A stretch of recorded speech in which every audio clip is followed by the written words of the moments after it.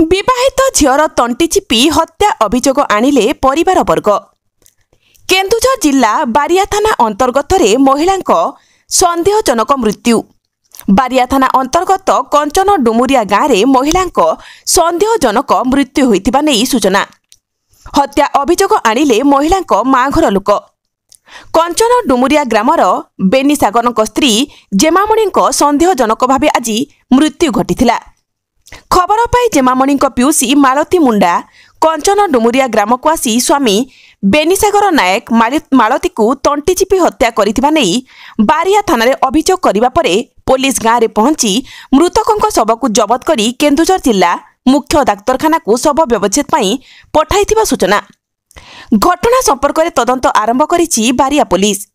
जेमामणि और बेनीसागर प्रेम विवाह करिथिबा बेले दुईक मध्यरे बहु समय कली झगड़ा लगी रहुतबा नेई सूचना। मृतक जेमामणि दुई झियो गोटे पुओ थिबा नेई सूचना मिलिछि। तेबे शव व्यवच्छेद रिपोर्ट आसिबा परे जेमामणि मृत्युर रहस्य उपरु परदा उठिबा नेई अनुमान करा जाउछि।